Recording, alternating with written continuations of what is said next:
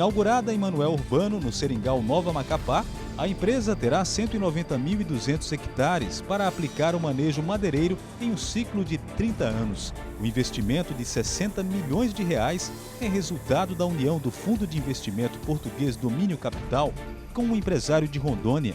350 pessoas são empregadas diretamente. Embalado pelo tema Pátria Educadora do governo federal, o governo do Acre elegeu o combate ao analfabetismo como principal foco das ações públicas na área da educação para o segundo mandato do governador Tião Viana. Mas o que a gestão de Tião Viana amargou de fato na educação foi a mais longa e desgastante greve dos professores da rede pública de ensino. Os 65 dias de paralisação foram desgastantes tanto para o governo quanto para o sindicato.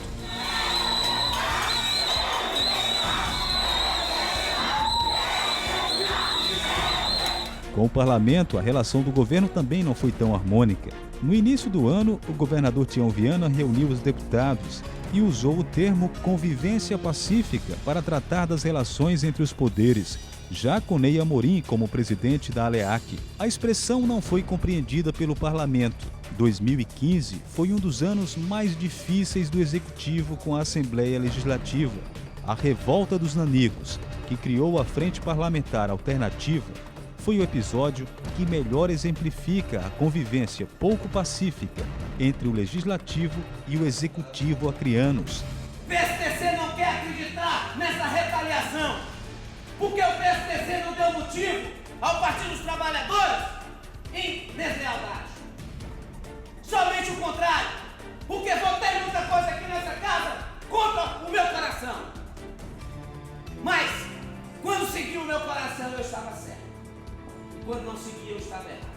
Tanto é que hoje estou aqui, porque se tivesse votado muita coisa, teria ficado de fora como muitos ficaram. O PSDC exige respeito. O cenário de crise chega às prefeituras de tal forma que obriga o prefeito da capital, Marcos Alexandre, a pedir calma à população em mensagem lida na abertura do ano legislativo na Câmara Municipal. Era apenas o começo de um dos piores anos para os prefeitos acreanos. A Justiça afastou alguns prefeitos dos cargos acusados de improbidade. Na AMAC, a lamentação deu o tom de todos os encontros. Muitos municípios tiveram os repasses do governo federal bloqueados pela Receita Federal por conta das dívidas não pagas com o INSS. O bloqueio devastou administrações de várias cidades, aliadas a um ambiente econômico sem perspectivas. Mesmo em meio à crise, a Prefeitura de Rio Branco isenta empresas de ônibus em mais de 2 milhões do pagamento de impostos sobre serviços. Para piorar a situação, 2 aumentos no mesmo ano e o preço da tarifa foi parar em R$ 3.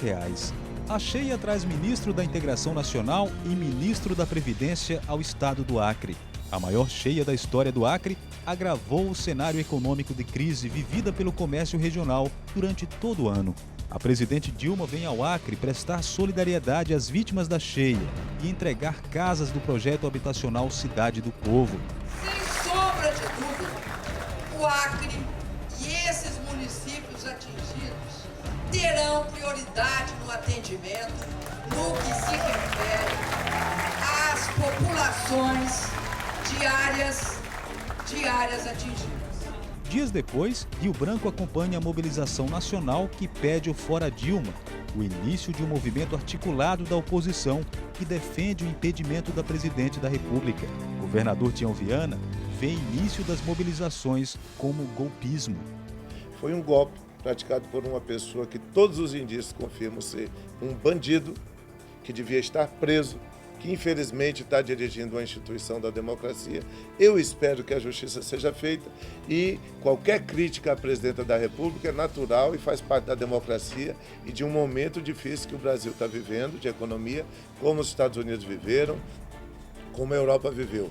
Mas atentar contra o Estado de Direito, contra a democracia, é um ato de violência constitucional e de quem não entende o valor das liberdades e da democracia para as futuras gerações. A crise vai passar, mas a democracia não pode ser interrompida.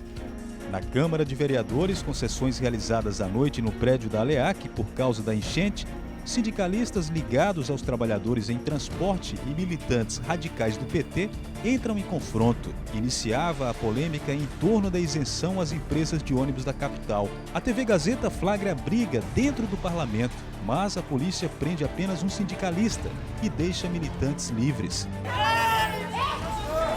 Vocês estão matando o cara aí! Depois dos sindicalistas presos, chegou a vez dos agentes socioeducadores protestarem no parlamento. Houve princípio de tumulto e deputados foram hostilizados pelos manifestantes, que reivindicavam a abertura de concurso e melhores condições de trabalho. Investigação da Polícia Federal ameaça o pagamento do seguro defeso para 4.000 pescadores acreanos. Suspeita é que benefício tenha sido usado como moeda de troca eleitoral. Movimento Vem Pra Rua é realizado em frente ao Palácio Rio Branco, mas reúne poucas pessoas, diferente do que foi realizado em março. Lula vem ao Acre pela primeira vez no ano para inaugurar complexo de piscicultura. No palanque montado, diante de centenas de produtores, faz defesa do governo Dilma. O governo do Acre repassa os custos do abrigo de imigrantes para o governo federal. Com a crise, o governo do Acre alega não ter condições de manter estrutura. O governo calcula que nos últimos 3 anos, os custos alcançaram a cifra de 10 milhões de reais. Na Aleac, nova crise se instala. Oposição inicia articulação para a criação da CPI da BR. Governo se sente ameaçado, com possibilidade de enfrentar novo desgaste, mas sem liderança, com capacidade de unificar forças, a oposição não consegue assinaturas suficientes. Na última hora, o deputado estadual Nicolau Júnior, do PP, retirou a assinatura da lista dos parlamentares que pediam a investigação. Nova edição do Movimento Nacional Vem Pra Rua, que exigia o impedimento da presidente Dilma, é realizada no Acre. Desta vez, até as escadas do Palácio Rio Branco foram lavadas, um gesto que simboliza o combate à corrupção. O deputado federal Alan Rick é eleito pela revista Congresso em Foco, uma das publicações de maior prestígio na cobertura política do país, como o 11º lugar entre os parlamentares do futuro. Acreano Paulo Roberto Correia assume Superintendência de Desenvolvimento da Amazônia. Constata-se que o órgão deixou de aplicar na região mais de R$1 bilhão e 400 mil reais.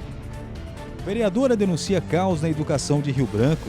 Escolas sem a mínima condição de ensino e espaços são improvisados. Secretário assume problemas. Agora a gente sabe que tem avanços como o do IDEB, como merenda escolar, mas também tem a questão de uma infraestrutura que tem um custo elevado e que aí nós vamos averiguar qual é o calendário de reforma ou qual é o calendário de vistoria programado pelo Executivo para a gente acompanhar dentro das escolas municipais. Ex-presidente Lula volta ao Acre para a inauguração do frigorífico Dom Porquito. Militantes pró e contra governo entram em conflito durante solenidade. O deputado federal pelo PSDB, Major Rocha, foi agredido durante tumulto com militantes petistas.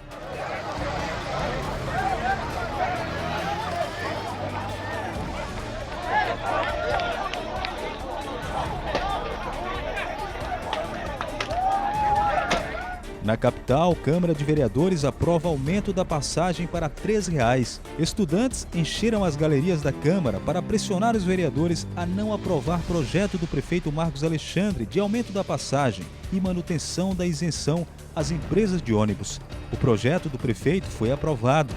Houve confusão e briga com militantes do PT que defendem o aumento. Mas ainda é possível acreditar no Brasil.